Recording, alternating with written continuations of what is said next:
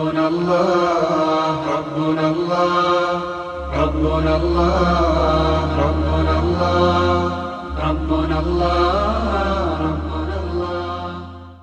بسم الله الرحمن الرحيم. الحمد لله رب العالمين والصلاة والسلام على أشرف الأنبياء والمرسلين سيد الأولين والآخرين والشفيع المذنبين ورحمة للعالمين أبو القاسم محمد. اللهم صل على محمد وآل محمد وعلى أهل بيت الطيبين الطاهرين واللعنة أعدائهم أجمعين إلى يوم الدين.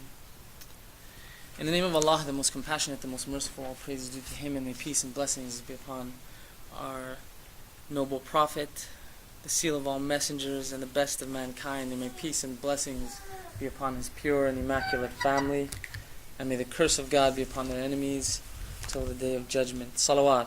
Allahumma salli ala Muhammad wa ali Muhammad.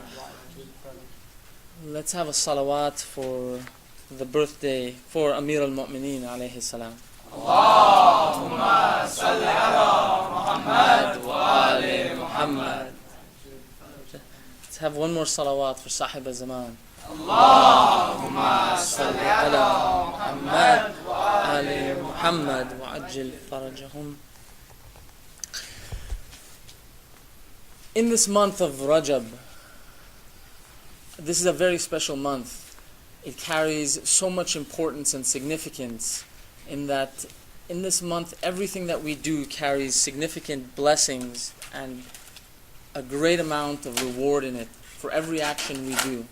But in addition to that, this month has a special significance because it is the month of Imam Ali alayhi salam.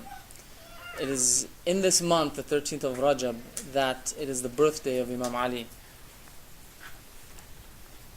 So we have two special things that are going on in this month. One is this advice that we have from the Prophet and Ahlul Bayt to observe taqwa, especially in these next 3 months, starting with the month of Rajab.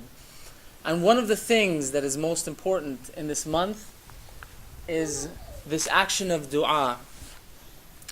There is, in Surah Baqarah, there's a verse in the Quran, in Surah 186, in Surah 2, verse 186, says, Bismillahir Rahmanir Rahim, وَإِذَا سَأَلَكَ عِبَادِي أَنِّي فَإِنِّي قَرِيبٌ أُجِيبُ دَعْوَةَ دَاعِي إِذَا دَعَانِي فَلْيَسْتَجِيبُوا لِي وَلْيُؤْمِنُوا بِي لَعَلَّهُمْ يَرْشُدُونَ. And when my servants ask you concerning me, tell them that I am near, I am close to them. I answer the call of the one who calls me. So they should answer my call and believe in me so that they may walk in the right way, or so that they may be guided. Now, this ayah in the Holy Quran has very special significance. If we take it piece by piece by piece, we will break it up component by component or word by word. It says, وَإِذَا سَأَلَكَ, and when my servant ibadi, when my servant asks you, speaking to the Prophet, anni, concerning me, فَإِنِّي قَرِيبٌ, I am close, أُجِيبُ دَعْوَةَ دَاعِي, I answer the call of the one who calls me. إِذَا دَعَانِي فَلْيَسْتَجِيبُوا لِي وَلْيُؤْمِنُوا بِي لَعَلَّهُمْ يَرْشُدُونَ. So they should answer my call, and they should believe in me, so that they would walk in the right way. Now this ayah has very special significance because this is the only ayah in the entire Quran where Allah takes His name 7 times. There is no other ayah in the Quran where He refers to Himself personally. And if you take it, وَإِذَا سَأَلَكَ عِبَادِي, and when my servants, He says, Anni, ask about me, فَإِنِّي قَرِيبٌ أُجِيبُ, tell them I answer. He doesn't say we, He doesn't say the angels, He says I answer. دَعْوَةَ دَاعِي إِذَا دَعَانِي. So tell them, فَلْيَسْتَجِيبُوا لِي, so tell them to respond to my call. وَلْيُؤْمِنُوا بِي, and tell them to believe in me. لَعَلَّهُمْ يَرْشُدُونَ. So this ayah has 7 times Allah has mentioned Himself in a very personal way. And it has many other significances. When we see that the way the ayah is put, Allah says, and when my servants ask about me, He doesn't use this as a general instruction that when people ask about me, when humanity asks about me. He doesn't even say when the mu'mineen ask about me, when the muslimeen ask about me. He says, when my abd asks about me, when my servants ask about me. Telling us that this verse is reserved for those people who perform this action of ubudiyah, of servitude, of servanthood towards Allah subhanahu wa ta'ala. But now what is this ubudiyah? Ubudiyah, this abd, ownership. When we think of ownership, we think of ownership in the sense, and this is a very interesting word because this is a very materialistic society. We think of ownership in the sense that we own or we have possession of something and it's ours. But in the back of our mind, we know that this is not true ownership. Because this thing can be sold and it will become the possession of someone else. It can be bought, it can be taken, it can be stolen. We can die. It can be given to somebody else. But Allah's ownership is unlike that. Allah's ownership is permanent, absolute, enduring. His ownership is the real ownership. Because there's nothing like this that can happen. It can't be taken, it can't be stolen, nothing can happen. So Allah is telling us that when the human being calls on Him, he has to understand this first and most basic premise, that he is the abd of Allah subhanahu wa ta'ala, that he is this servant, that he or she does not own him or herself. That when we go to Allah subhanahu wa ta'ala, that we ask Him with this type of feeling, that we own nothing, that we have nothing, not even ourselves. وَإِذَا سَأَلَكَ عِبَادِي عَنِّي, and my servants ask about me, فَإِنِّي قَرِيبٌ.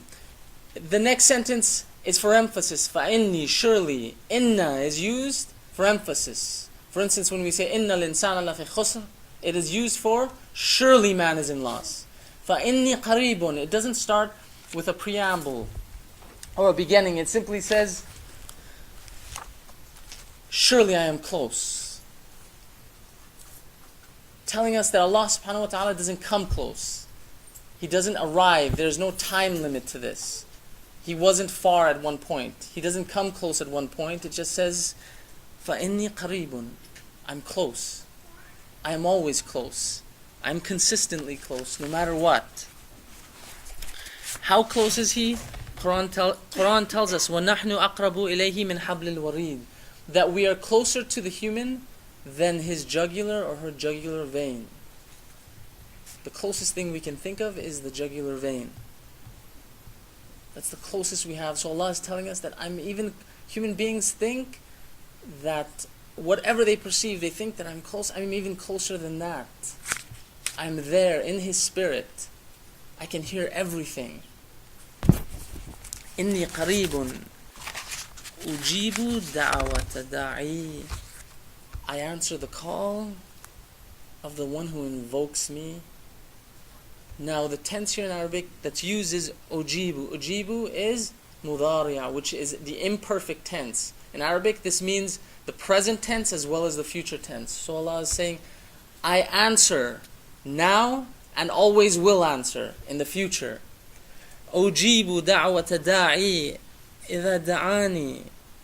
I answer him when he calls on me. That it takes place instantaneously. When he calls, it happens. I will answer him. فَلْيَسْتَجِيبُوا لِي. So they, in turn, should answer my call. If my servant wants me to answer his call, he should answer my call, or she should answer my call. وَلْيُؤْمِنُوا بِي لَعَلَّهُمْ يَرْشُدُونَ. And they should believe in me. Now why did Allah say this?